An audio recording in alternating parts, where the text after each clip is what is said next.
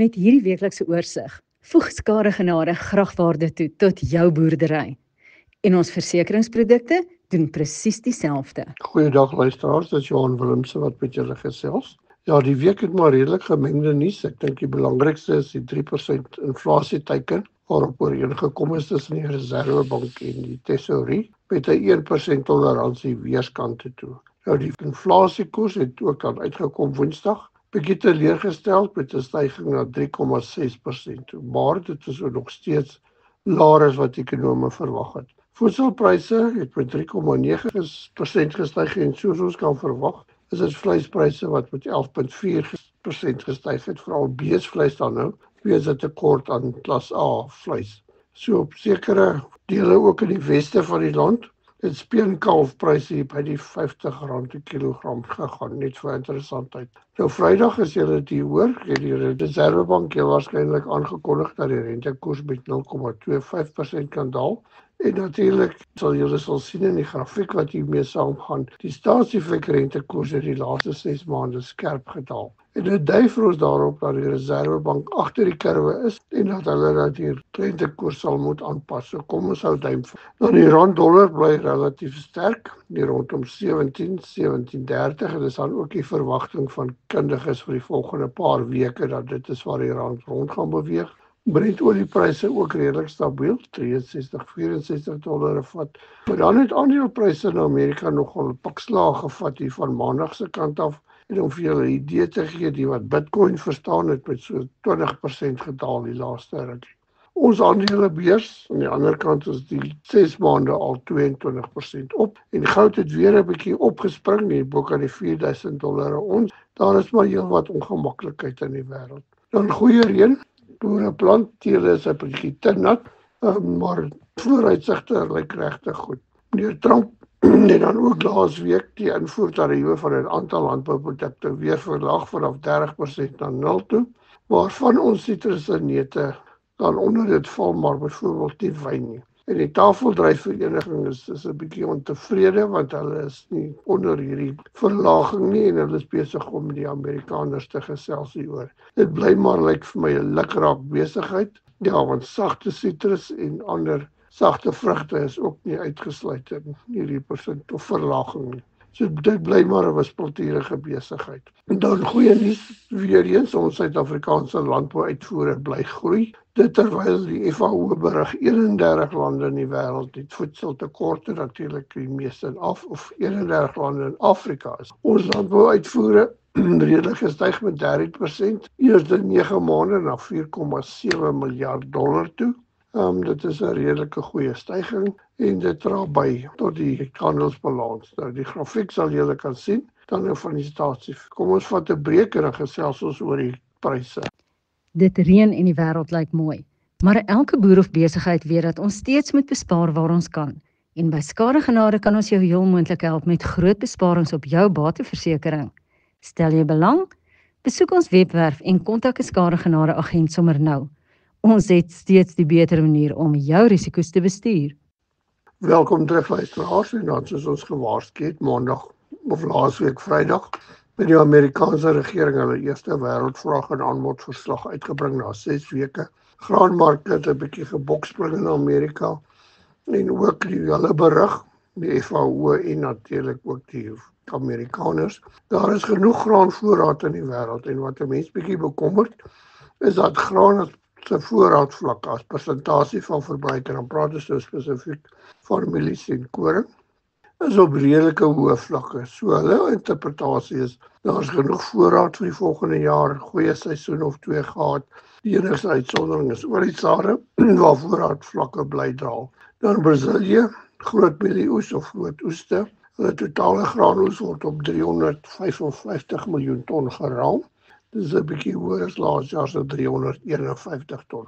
Hulle sojabone ook 3,6% meer, 178 miljoen ton. Nou dink aan ons 2,7 miljoen ton. En natuurlik hulle is 'n groot uitvoerder. Die verwagting is hulle gaan 112 miljoen ton uitvoer. Dit het China toe 'n bietjie geskrik en China toe begin om by Amerika te koop. Maar interessant ook, in Brasilië, die verpligte inmeng van biodiesel by diesel skep ook 'n groot vraag na plant of sojabone. En natuurlik die nuwe produk van die biodiesel is dan natuurlik oliekoek wat in die mark is. Maar hulle verwag om hierdie jaar amper 60 miljoen ton te pers vir biodiesel. Dan hulle mielie-uitvoere in Brasilië ook 46 miljoen ton. So Brasilië is die nuwe groot rolspeler. Hier by ons mielielewerings is basies voltooi, so ook oliesade. Chicago het 'n bietjie gebokspring en 'n bietjie hoër gestyg. By ons het Safex ook hoër gestyg op wit mielies na R3,750 per ton. Maar Julie maand volgende jaar is hy 'n bietjie onder dit, so die mark verdiskonteer alreeds 'n groot wit mielieoes. Geel mieliepryse hoofsaaklik sywaarts R3,600, so laer as wit mielies. En hy lyk my hy gaan hier rond beweeg. En sojabone, soos ons sê, China het nou begin om by Amerika te koop na al die gerondspringery. En die pryse van sojabone het gestyg hier na R7,400 per ton. En die lewerings vir die seisoen is basies voltooi. So uitvoere verwag ons steeds hier by 300,000-400,000 ton, waar die prys onder druk sal hou. Sonneblomsaad, die plantvoorneme is laer. Safex ook redelik sywaarts hier by die R10,000 per ton.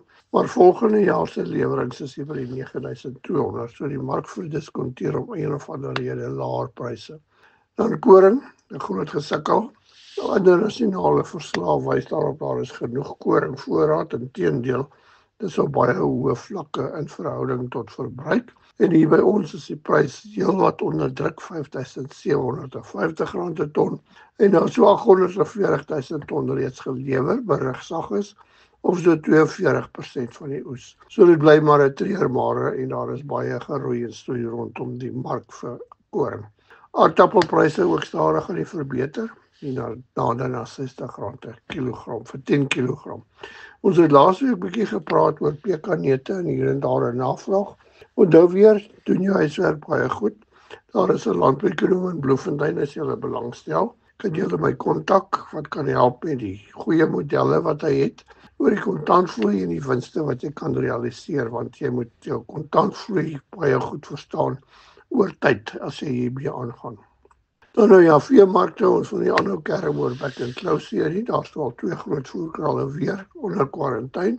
So dit bly maar 'n gesukkel. Pryse klas A beesvleis opwaarts R47 per kilogram, AB grade R71 per kilogram. Klas C kruip ook nader hier na R65 per kilogram. Terwyl speenkalfpryse word berig hier by 40 kilogram, maar soos ek pas gesê het, daar is boere wat sê dat die meer westelike dele toe het voerkrale en daardie dele speenkalvers aangekoop vir R50 per kilogram. Dis so 240 kilogram tollies gewigslas. Lamvleispryse bly ook sterk, by die R108 per kilogram. C2 en C3 ou oeye R84, dit is nou glad nie 'n slegte prys nie. En dan het die wolpryse ook begin herstel, hier na R209 per kilogram op RWS wol. En onthou weer, die RWS gesertifiseerde wol kry jy amper 10% meer as jou normale nie gesertifiseerde wol. Soos ons verwag het, varkvleispryse aan die styg is so by die R39 per kilogram. Ons verwag het gaan hier in die volgende weke by R40 per kilogram stabiliseer, voordat Januarie, Februarie maand die seisonale laer tendens volg. Nou bevrore hoendervleis stabiel hier by R35 per kilogram, maar daar is goeie nuus. Invoere is redelik gedaal. Nou die invoere vir 2025 is so 31% laer as die in 2024. Dis nou jaar tot datum September maand. So dit is nogal aansienlik. Die invoere wat laer is, 31%, dit is so amper 100,000 ton minder. En dis goeie nuus vir ons vleisbedryf, want as hierdie vleis minder inkom, beteken dit daar's 'n bietjie ruimte vir die plaaslike vleis. Nou ja, dis die nuus vir die week. Groete van Johan Willemse.